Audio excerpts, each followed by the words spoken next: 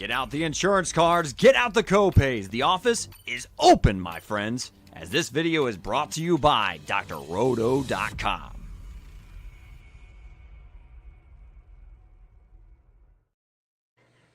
Oh, good afternoon, friends. It is us. It is In the Cup, brought to you by drroto.com. I am Johnny Danger, with me, Mr. Adam White. Adam, we're taking a break from the Friends and Family contest this week, but we're not taking a break from our fans. No, absolutely not. We are committed to helping our multiple fans, and this is the week that we chose to skip in our contest because we're looking for like the top, 18 to 20 tournaments with good fields. And this one, the field looked rough, and then Ben Griffin, Adam Scott, and Jacob Bridgman all withdrew. So now it's even worse. However, so is Bridgman a party guy though? Did he withdraw because he's partying from his win, or? No, I think you've got Florida swing just starting, and he just played 3 straight. He's going to play API. He's going to play the Players. I don't know. I just think he saw like a potential 7 or 8 straight weeks and said, "This is the week that I can take off." Even though he finished runner-up last year. Right. So yeah, I think it's a well-earned. Being in contention like that 2 weeks in a row, it takes a lot out of you mentally, and mental energy drains your physical energy and your ability to recharge. So I get why he did it. Yeah, I mean, I physically exert myself weekly. I understand. Of course, to the same level of a PGA Tour golfer playing for a $4 million first place check.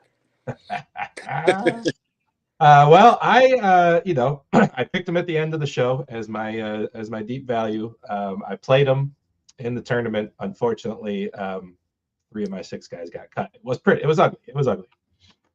Our deep values were tied for the 36-hole lead. Yeah, it was pretty awesome. Just the 2 of them. That was nice. I was looking so good. I had so many lineups. Like, I've been playing for Players Championship tickets into the Millie Maker.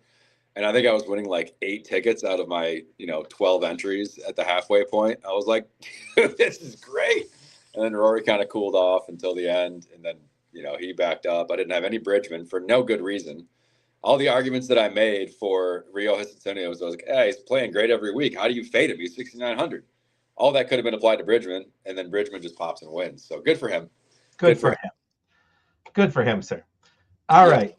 So we don't have to worry about Scotty or not to Scotty. We don't have to worry about most the names that are household names. But there is some players in this field. And why don't you tell us about this course? We're shifting from California. We're heading over to Florida. We're playing in the Cognizant. Tell us about it. Yeah, in a weird way, this kind of field excites me a little more than this tournament setup as well, I should say, than like 70 players, cut 12 to 15 players at the halfway point. This is traditional. This is like you get a full field, you get a halfway cut of top 65 in ties. 6 of 6s will be much more valuable than they have been. It's a very difficult golf course historically. However, the last 5 years, we've seen Highsmith won at -19 last year. 17, 14, 10 under, 12 under are the last 5 years. Before that, 5 out of 6 years, the winning score was not even double digits under par. So weather has something to do with that, but this course has definitely gotten a little bit easier over the years, and I don't expect it to be at the difficulty level as it was before basically the pandemic. So I'm expecting scores in that range, but it's still going to be a little more difficult golf course than we expect on the tour week to week. The live under par motto will have to hold off for a little bit. It is a Jack Nicklaus design, PGA National in Palm Beach Gardens, in the Palm Beaches, in Palm Beach Gardens, Florida. Yes. So it's going to be very favorable on the par 5s. That's where you've seen most of the scoring happen. Similar to last week, you've got 3 par 5s. They're all reachable by the players that are at least medium length in the field. The last hole is one of my favorites on tour. That one will probably be reachable, depending on the wind, only by the longest players. But we've had a lot of great finishes on that last 18th hole, a lot of water on the right. The last, 15, 16, 17 are famously known as the bear trap. You got a par 3 water right, a par 4 with water short and right on the second shot, and a par 3 with water short and right again. If players navigate that at even par, they'll be thrilled coming down the stretch. And then 18 gives you an opportunity for a potential double bogey, potential eagle. You can have some huge swings there, but right about 7,200 yards. You've got some medium to longer par fours out here. Nothing that's really up there in the 500-yard range, except for maybe number 2 at 484. It's a very typical Florida course. So if you've been watching the West Coast swing, maybe even a little bit of Hawaii, this is going to be totally different. Hazards potentially in play off of most holes. You got a lot of water in play. You got a lot of Bermuda grass around the greens and on the greens. The skill set required is not going to be quite the same as what it was on the West Coast. So I think a lot of the guys that played a lot on the West Coast, especially these last couple of weeks as signature events, they are taking some time off to kind of get ready for a little different style of golf course we're going to see here these next few weeks. So this is going to be probably a little easier than Bay Hill plays, I would expect next week, but nonetheless, this style of golf course is what you're going to see for the next month or so on tour before they head to Texas, just shy of the Masters. So, like we said, the field is weak, but the course will be interesting. It will at least be different, and I think it gives us a chance to utilize some of my Sicko, Corn Ferry Tour, some of these lesser-known players that might just pop here this week and have people thinking, "Who the heck is this guy?" halfway through the event. Well, I tell you what, I have already made up my mind who's going to be playing in the playoff on Sunday for the victory. They're going to be tied for the lead. They're going to be 3 strokes ahead of the field. And we're going to see Rasmus and Nikolai shoot it out in the playoff holes. Højgaard versus Højgaard. And I think I can get them both in my lineup, sir. I couldn't tell you that's a terrible decision, starting with the Højgaards. We've talked about them quite a bit this year. They did not play last week. They didn't qualify to be in the top 70 for last week's event. But they've been showing some great form. And I think going back to the course a little bit, you want guys who can hit it pretty long. The course fit tendency is you want guys who hit it long enough, can keep it in play, thrive with their approach play, are at least solid to good putters. Around the green play isn't as important here as it is in other weeks with smaller greens because they are pretty large complexes. But yeah, the Højgaards are solidly in play. I think this is a great segue into who we like here at the top of our player pool, which, by the way, doesn't even start until you're at 9,900. Nobody in the 10,000 range. No one at all. I'm half joking, but how great would it be to see Højgaard v. Højgaard in a playoff? Oh, I'd be all for it. I mean, obviously, I've been around golf my entire life, and my dad's a twin. His brother is also a PGA pro. I love the fact that they're twins that swing the club very differently.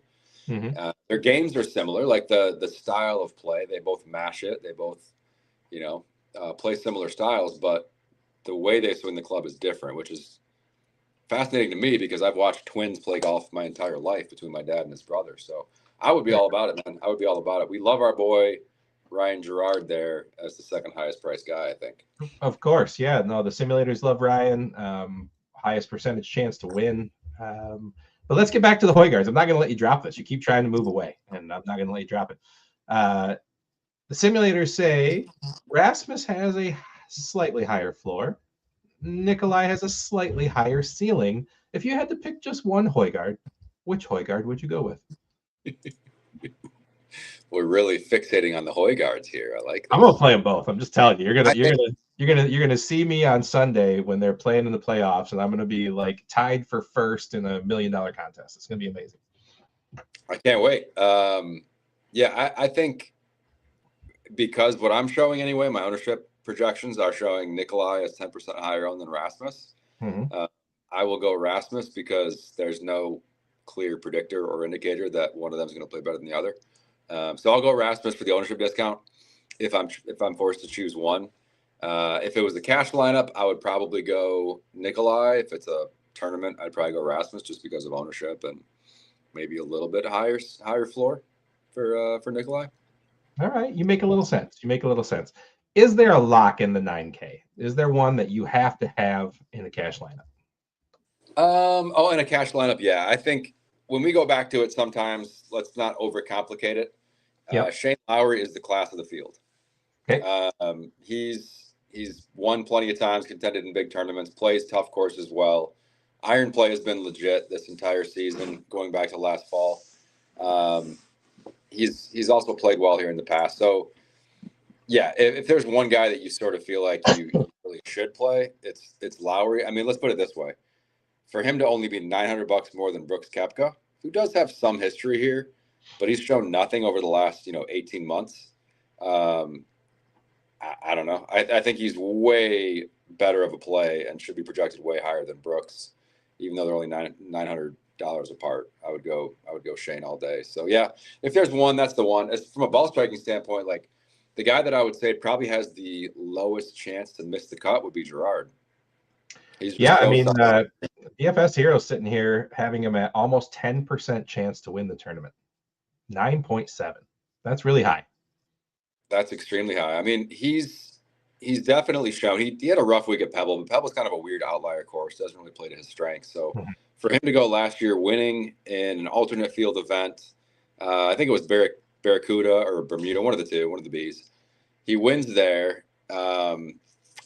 Isn't qualified for the Masters. I think he finished a little bit lower at RSM than he needed to. Goes overseas to, I don't know, Myanmar or something. I can't remember. It starts on M. But he finishes second there to get his world ranking high enough to qualify for the Masters. Then comes back and finishes runner-up twice at the beginning of the 26th season. He's definitely shown that ceiling. I wouldn't personally give him a better chance to win than Lowry, just based on what I expect down the stretch. Lowry's been there and done it more often. But statistically, the models are going to love him. His ball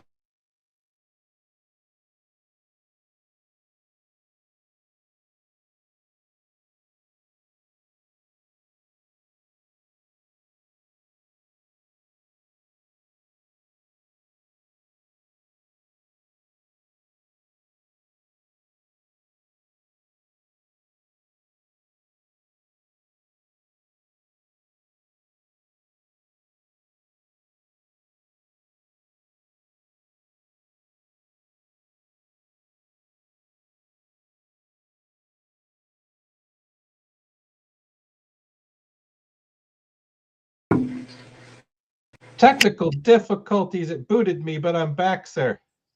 All right, good. I'm glad that wasn't on my end this time. No, sir, that was me. We're closer to even, but yeah, I think going back to what we were saying, Lowry's probably the best bet. Honestly, my favorite, to be a little off the board, my favorite GPP play up here is Keith Mitchell. His ball striking's been phenomenal. He's played well here in the past. Mediocre to not as great putters can spike on this course, and that's the one thing that he really needs. Keith is my boy up here for GPPs. Sure. What's really interesting is, at least over at DFS Hero, the ownership is really stacked in the 9,000 range, like really stacked up there. I thought maybe with less of the bigger names, you might see a little bit more of a spread around, but maybe that's not the case. I think if you had more guys in decent form in the 8K range, you would see a little more balance there. And I'm seeing McGreevy and Haotong and Berger up there in the 12 to 15% range projected. Zalatoris at 13% to me is a little bit, I don't know. I'm not sure I've seen out of his game what we need to see to be confident in him, but there's just not a lot in the lower ranges that make you want to shy away from the 9K range. So I think very consistent roster construction is going to be like 2 to 3 guys in the 9K range and then work your way down. But let's take a look at the leverage scoring here over at the optimizer. And the first time we get positive leverage is we go all the way to 82 and 81 with guys you just mentioned, McGreevy and Lee. First two guys with positive leverage according to the simulators. Interesting. Yeah, Haotong was playing pretty hot golf for a while and then just missed his last cut before not playing last week. I don't know. It's hard to say. He's his first go around in the PGA Tour, so I wouldn't confidently fire him up personally. McGreevy, he's been very good ball striking, but Smalley's my favorite guy in the 8K range. He's one of the first guys that I saw when he's in the field. I'm like, I kind of want to bet that, and I'm definitely putting him in my lineup if he's not one of the top 10 price guys. Yeah, 83 there. Just popping through the rankings. The positive leverage here is going to push Lee and McGreevy into the rankings according to this. Chris Kirk sighting at 79. Yeah, pop into the 7K range. He has course history. He does not have good form. So if you believe he can snap into good form and find it, by all means, it could be a very good GPP play. If he had shown form in his last real couple events, especially tee to green, because I think he's a savvy vet. He's going to figure it out around the greens. But if you get a little off here, man, it can go south in a hurry. And he's kind of at that, I don't want to call it an age cliff like he's an NFL running back, but when you get to a certain age and physically you're just not quite doing what you once could, I don't see him taking advantage of the par fives the way that some other guys can, hitting the greens in two. So not necessarily where I'm going, but he has the course history for him. He's got that going for him. Any love for Davis Thompson at 86? I'm always a sucker for DT, man. I think he's the kind of guy that, again, if his putting can flip, we seem to do this every week. But tee to green, he can be one of the better players in this field. If his putting flips, we haven't necessarily seen indication that's going to happen. But if all of a sudden he gets on that Bermuda grass, he's a North Carolina boy. If you get him onto some greens he's comfortable with, and maybe his putting flips a bit, he is one of the better ball strikers in the field, fits that mold of guy who can take advantage of the par fives. So I don't hate DT at all at 8,600. I think if the field's going McGreevy and Hautong, I'll go Smalley and Davis and maybe take one guy in the 9K range, maybe one of the Hoygaards, Sure. and work our way down. And I think Mitchell, Davis Thompson, and Smalley would be a good ownership pivot to differentiate in GPPs. Then you work into the 7K range, which is vast. We got a lot of 7K players. A lot. Well, we'll take the two that pop in the simulators. I don't know what Rico Hoy pays Tom over at DFS Hero to continually pop up in the simulator, but here he is again. Popped up as the number 3 optimal play in the field at 76, along with another guy who continually gets love from the simulator, Ricky Castillo at 75. It's Hoey week, buddy. It's finally Hoey week? It's finally Hoey week. Last week we missed on Kitayama week. We've been talking about guys who can strike it so well tee to green and just the putting needs to flip. That happened for Kitayama last week. Him and Adam Scott, I got to give us a little bit of props there because those are both mediocre to bad putters who are great ball strikers, and they absolutely popped. Hoey finished T25 here last year. His ball striking continued to be solid, and it's the course that should fit him. In the mid 7Ks, yeah, sign me up, man. 7,600, I'm on it. Well, I do my very best to play with my simulator, and it likes those two guys a lot. You got to go down the field a little bit further. There's a couple of 6K guys that pop before in the 7Ks. A couple of positive notes in the numbers here for David Ford, Sammy Valimaki, and a little Sam Ryder sighting.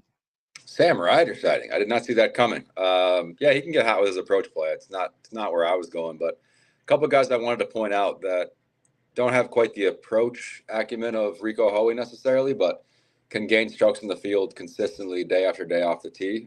It's Johnny Kiefer at 7,800 and Michael Brennan at 72. Brennan's a guy we've seen excel on desert courses, or at least that's where he won and played fine at Phoenix. Haven't really seen him on a Florida swing course just yet. I don't know what he did on the Latin America tour last year on similar style courses to a Florida course like this, but that's a guy I'm willing to take a risk on there at 72. He could very easily contend at this course and in this field. So Castillo, I don't know if I can go back to that. Just haven't seen enough out of him this year, but Kiefer for sure. The other guy coming from the DP World Tour, you asked me who Kita Nakajima was. Probably thinking the same thing about Christopher Rattan. Rattan's a very good tee to green player. Not great around the greens, but as we mentioned earlier, don't necessarily need that. He gains a lot of strokes off the tee, and he's a very good putter. So the driver putter skill set of Chris Rattan is very enticing to me on this type of golf course. If he can figure out the Bermuda greens, Chris Rattan at 7,700 is one of my favorite plays this week. So here's a pretty fun one for you. 0% chance top 1, 0% chance top 5, 0.4% chance top 10, 0.03% optimal lineup, but a 74% make the cut. What do you make of Garrick Higo at 7,300? 74% make the cut? 74% make the cut, but like zero chance, according to the simulator, to do anything besides finish the last guy who made the cut. Right. They're expecting him to make the cut and then completely poop himself in the last couple rounds. That's got to be. I got to talk to Tom. That's got to be an error. I will say this: if he does make the cut, that's exactly what I expect him to do: is fall back down. One of our darlings from a couple of years ago is starting to show some form here. Got to give a little bit of love for Tom Kim.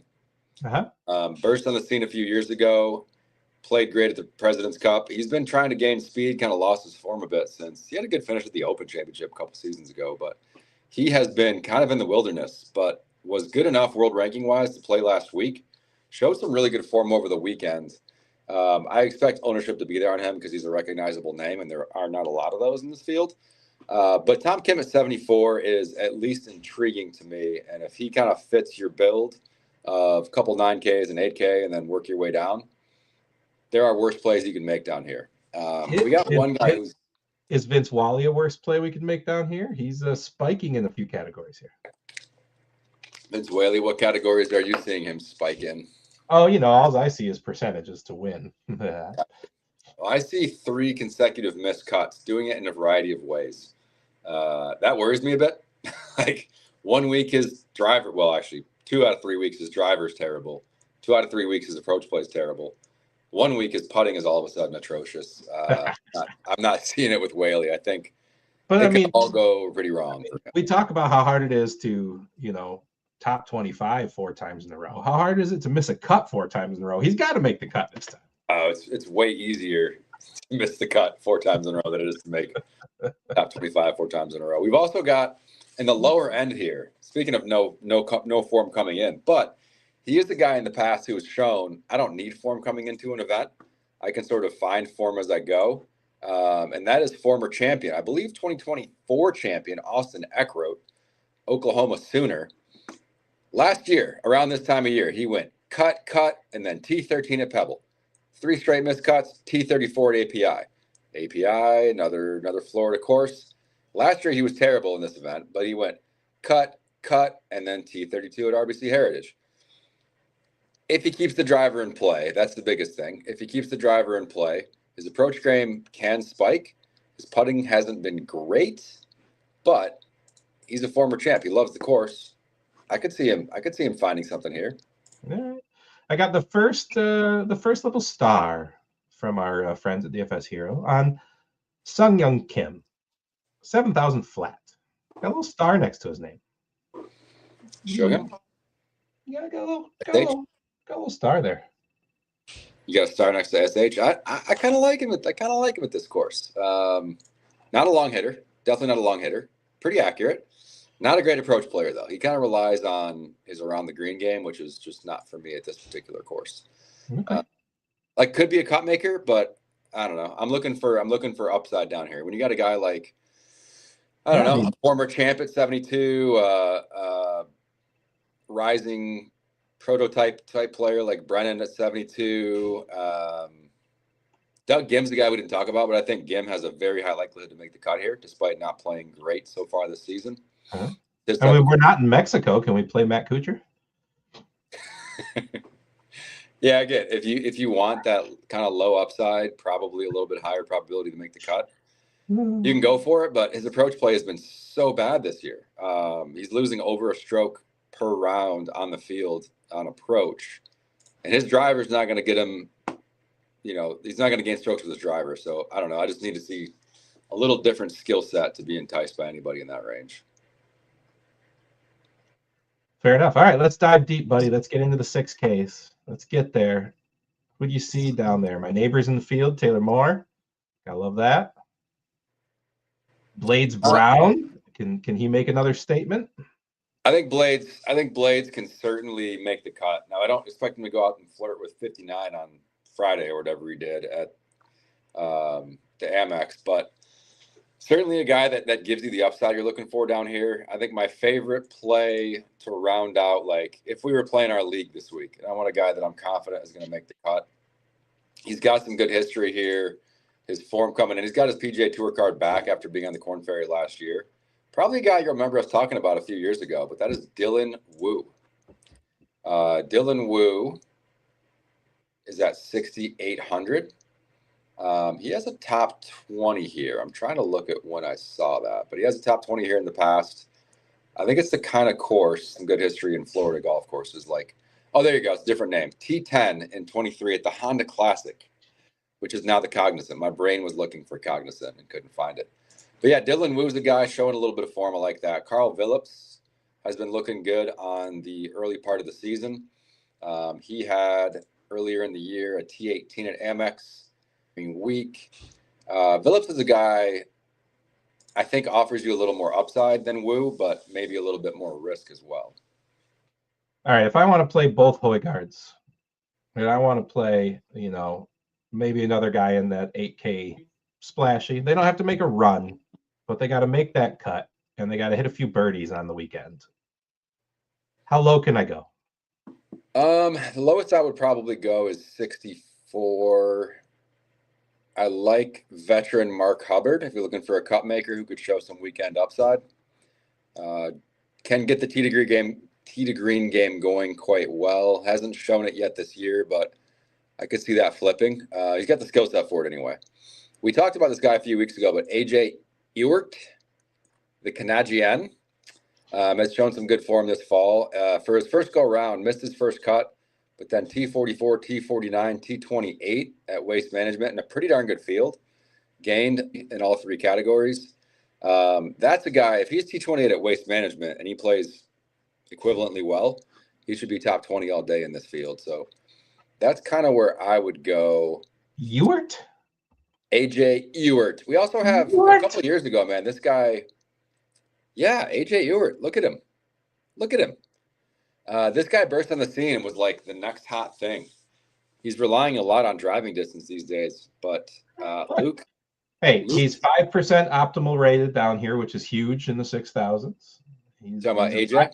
He's a 4.88 positive leverage. That's good. Mm-hmm. That's good. Hero ownership projected at 0.12%. Okay. All right. Yeah. Don't hate it. All right. I got one boomer bust play. Now, Luke Clanton is a guy we just had to mention. Right. He was I was playing him in like the 8,000 range in PGA Tour events a couple of years ago against better fields. And he just hasn't found his form. But at 66, he likes Florida golf courses. He was a Florida State boy. I don't hate Luke Clanton there. He looks like he's probably going to be the highest owned just on name recognition. If he's going to be 9%, 10%, I'll fade just because his form is terrible and he's kind of spraying it. A lot of water, like we mentioned, so not really my cup of tea at that type of ownership. Another driver putter skill set. If he can get his putter going, Matty Schmid is a guy that is interesting. And then I'll give you the ultimate boomer bust guy here, all right? Blasts the ball off the tee, similar to Dylan Wu. Lost his card, gained it back through Korn Ferry qualifying. But Isaiah Salinda, phenomenal off the tee player, higher than average accuracy despite being super long. Mm-hmm. If he can keep his putting in line, had a T30 at the Farmers, so that flashed some form for him. Salinda showing us a little something this week. All right, let me run down the leverage scores here. Ricky Castillo, number 1, 7,500. Andrew Putnam, 68. Any love for Andrew Putnam? I never love Andrew Putnam. I don't know. He doesn't do it for me. His skill set's just kind of gross. All right. Ricky Hoy's up there. We like that. EVR, he's dead to me still. Should be. He's been dead to himself this year. Oh, yeah. Yeah. No good. All right. Well, I expect at least one water ball per round. Yeah, I love that. Can you bet that? I don't know. You should be able to. I guess you could get close to it if he's playing one of the bear trap holes, like especially 15 or 17, those long par threes, and it's windy. You can just bet him for a bogey or worse. Like old timer, turning back the clock. But if I have to go old timer, like true old timer, it's got to be Webb Simpson. I don't want to. I don't know. He's still kind of just you tip your wait staff, you tip your bartenders, you tip your caddy. Like, Come on, Cooch. What are you doing? Actually, but yeah, Webb Simpson, looking for his price. I thought he was in the 6K range. He'd be the old timer I'd go with. Let's see. All right. Yeah, I think he's maybe. No, he is. I just saw his name. Okay. I thought he was too, but I tried to look him up on PGAtour.com. Oh, that was from a previous event. Okay. Simpson, Svensson, Swami. Not 68. He's down there. There he is. He's the old guy. I was so close. I was so close. All right, buddy. Well, let's get straight.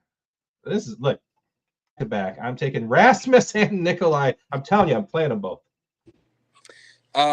Yeah, I don't blame you. I would touch on one thing here before we kind of wrap with the player pool and pick our guys.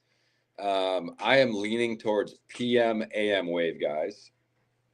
So all else being equal, not going to overthink it too much. But in the afternoon Friday, it looks like there are going to be some storms coming through. So if you get caught in that off the course and it gets windy and it gets nasty, there could be a wave advantage, especially as that front is starting to come through as Friday afternoon rolls along. So your guys that are teeing off, before 9:30 on Friday morning, I like a lot. So that would be your Thursday PM tee times to Friday AM tee times. I think. Okay. I haven't seen him yet, so we can't think about that right now. Okay. Fair enough. Can't think about it right now. I'm just, letting the people know. I mean, you're a good guy. You're a good guy letting the people know. All right. I try. I'm going to build a lineup. Well, you tell me who you're going to take at the top. Okay. We going GPP? We going cash? Well, yeah, GPP. Come on now. I can't play both Højgaards if we're playing cash. That'd be a terrible idea. I got a little hunch on Cashmere Keith this week. I think he likes the food in Palm Beach Gardens. He's a big food guy. He loves going out to eat in his nearby tour events. So, yeah, I think he likes the food there. I think he's going to have no reason to wear cashmere sweaters because it's going to be hot. It's going to be in the 80s. But I glass of it, so we'll go with Killer Keith. All right, Killer Keith. All right, I told you, I already sucked up 2 picks. I'm slapping both Højgaards in. So who you pairing with, Keith? Oh, are we going 2 Højgaards and Mitchell to start? Yeah, well, I mean, no, not to start up the lineup. I'm just saying I'm taking 2 Højgaards. I refuse to take a middle tier person. I'm taking 2 Højgaards. Fair enough. Well, if I'm starting a lineup separate from yours, with starting with 2 Højgaards, I would go Keith, Alex Smalley. Okay. And then I'll add one more. Give me the first chance at the 3rd pick, and that is going to be Johnny Kiefer. Don't care about the ownership. I'm going to bet up the top 10 this week. He's got a better chance to win than most down in this range. Okay. All right. I'm gonna go off the rails. I'm gonna take the simulator darling. We didn't even mention his name. I don't even know who he is. I don't think I've ever seen his name. I'm going with John Perry, the Brit, at 7,500. Yeah, John Perry's the guy that I overlooked. I was looking at Dan Brown because he's had some form this year, but John Perry finished top 20 at the Sony, T35 at the Waste Management. He was playing really well through 2 rounds there. He kind of faded during the weekend, but getting strokes on approach pretty consistently. He's had a couple weeks off. Yeah, I like it, man. He's not in that signature field event type echelon yet, but kind of a late bloomer. He's in his 30s. He's almost 40. Sure. I mean, I think he'll keep it and play off the tee. I don't mind that at all. Yeah, I dig it. All right, go low, sir. Go low. Get low. This is where we crushed it last week. We did. We destroyed the field last week. We did not mention Bridgman. We gave you Penge. Bridgman won. Penge contended. Hisatsuni made the cut. Even who else did I mean, Valimaki did all right. He did all right. It was nothing special. If we're going deep here, we didn't mention ADDC, Adrian Dumont Deschazart. I don't like him this week necessarily, but I like Dylan Wu. Dylan Wu there at 68, mentioned him before. I think he gets back into the maybe not contending to win, but top 15, top 20 into the weekend type of performance. Fair. I'm ready for a Blades Brown second time on the national TV. Outstanding round. Maybe just one round. Hopefully enough to make the cut. If it's outstanding by his standards, That's going to be good enough. That's going to be good enough. The former champ, last year's champ, the defending champ, is at 6,300. They're giving him no respect. Rodney Dangerfield treatment. He's made 3 out of 5 cuts this year. Hasn't finished top 50, but he's made 3 out of 5 cuts. Joe Highsmith's sitting there at 6,300. I have zero interest. I just don't like his game that much, and his disposition kind of irritates me. He's just like a little bit too cheerful. He's always smiling. He's like, I just hit my 5th shot in the water. What am I doing? Like, here's a new one. Here's a new one for you, Adam. What is that? If Johnny Danger's game was PGA worthy, who would my personality match? All right. That's a good question. Not really giving a shit. I mean, I could drink with John Daly, but I don't think I could keep up with his boisterousness. I would go with Harry Higgs. Harry Higgs. Go with Harry Higgs. All right. Why?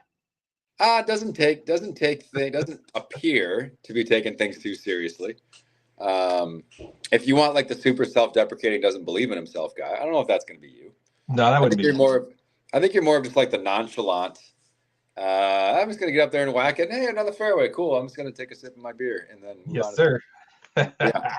That to me feels like Harry Higgs. Like he's got the Dude Wipe sponsorship. He took his shirt off to show his giant man boobs on the 16th hole at Waste Management. Yeah, I think you nailed it. I think it's Harry Higgs, man. I don't know why he just came to me, but I was like, plus he's like the double letter guy, like we've been trending on the last few weeks. It's all good. I'm gonna have to go watch some Harry Higgs videos now and see if I see myself. Just watch. And he won twice in the Korn Ferry Tour last year, but he's back on the PGA Tour. Is he in this field? Is Harry in this field? I didn't see his name. Son of a bitch. I always look at the double letters, and I didn't see him. Damn. But yeah, I think Harry's the guy. He and Joel Damon, if you just look at those two on the 16th green at Waste Management, I think it was 2023. Yep. Makes a lot of sense. Yep. Joel Damon is also in the field, and he's worth a look. I'm not excited about him, but he's worth a look. Yeah, fair enough. All right, brother. Well, I appreciate your time. I am Johnny Danger. With me, of course, Mr. Adam White. We are in the Cup, brought to you by drroto.com. Just because football's over, friends, doesn't mean baseball's not coming back. Doesn't mean hockey's still going. Doesn't mean basketball's not still going. We've got it all. We've got golf. We got MMA. Did you know that? You know we even have MMA, Adam? I didn't know that.